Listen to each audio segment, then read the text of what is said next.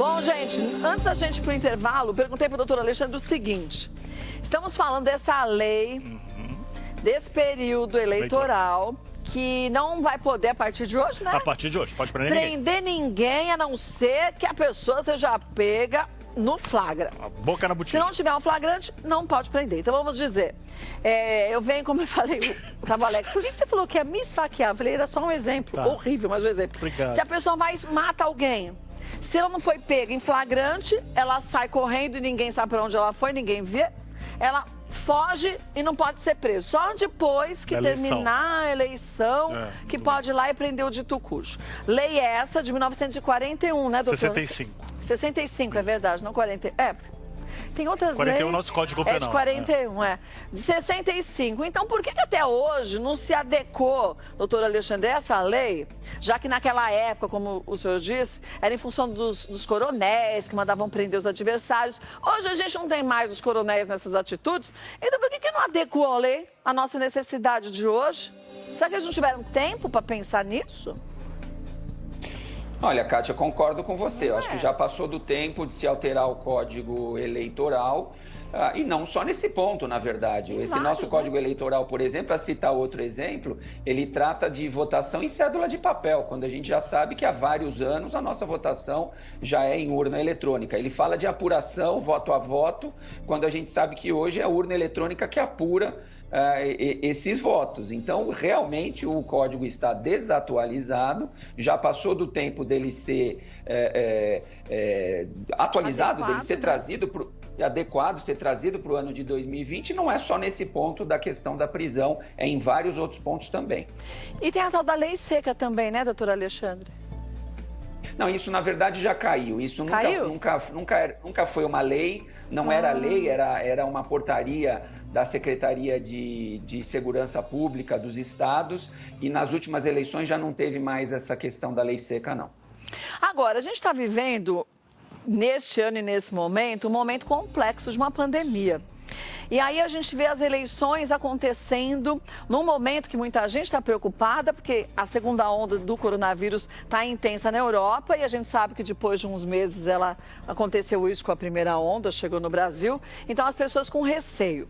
Quem pode justificar o voto? Quer dizer, em que condições a pessoa pode não votar e não ter ali todos os problemas que a gente sabe, impedido de conseguir... Saúde, né? Não, saúde não. Se você vai até viajar, passaporte, fisicamente. Então, como a gente saber quem pode e não pode justificar, doutor? Vamos lá. Primeiro dizer que a nossa Constituição Federal, ao contrário daquilo que está previsto, por exemplo, nos Estados Unidos da América, aqui no Brasil, a Constituição Federal Brasileira determina que o voto é obrigatório a partir dos 18 anos. Então, dos 18 aos 70 anos, o voto é obrigatório. Antes dos 18 e a partir dos 70, o voto é opcional. A partir do momento que o voto é obrigatório, o eleitor tem a obrigação de estar na urna e votar no dia da eleição. Mas ele pode ter algum tipo de situação, algum problema, pode estar com Covid, por exemplo, pode estar fora do seu domicílio eleitoral, pode estar em viagem, e nessas situações, então, de impossibilidade, a pessoa está internada, a pessoa está com suspeita de Covid, a própria Justiça Eleitoral tem dito que se a pessoa estiver com suspeita de Covid no domingo, dia da eleição, amanheceu com febre, a própria Justiça Eleitoral está pedindo, não vá votar numa situação como essa. Mas eu lhe pergunto, então, a pessoa vai ter que apresentar algum laudo médico dizendo que ela está com febre e por isso ela não esteve presente nesse dia de eleição?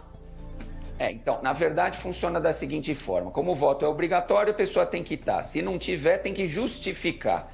E aí entra a questão da justificativa. A justificativa pode ser apresentada no próprio dia da eleição. Então, por exemplo, se eu sou eleitor de São Paulo e no dia da eleição estou em Manaus, eu justifico que eu estou em Manaus, eu vou numa cabine lá numa sessão eleitoral de justificativa e eu posso, então, justificar que eu estou fora do meu domicílio eleitoral. Existe agora um aplicativo também que a Justiça Eleitoral criou e eu consigo, então, apresentar essa justificativa através desse aplicativo. Então, por exemplo, eu pego no meu celular, estou com um aplicativo no meu celular, esse aplicativo tem geolocalização e, portanto, eu abro o aplicativo, o próprio aplicativo vai dizer que eu estou no estado da Bahia, por exemplo, em Salvador, não estou em São Paulo e, portanto, já seria aí uma justificativa automática por estar fora do domicílio eleitoral.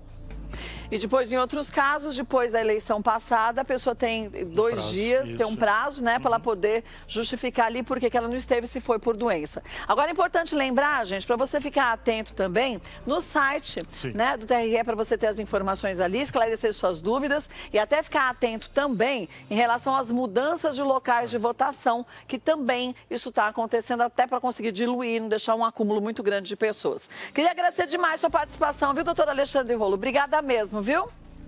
Eu que agradeço, Kátia, foi uma satisfação estar com vocês. Toda nossa, obrigada.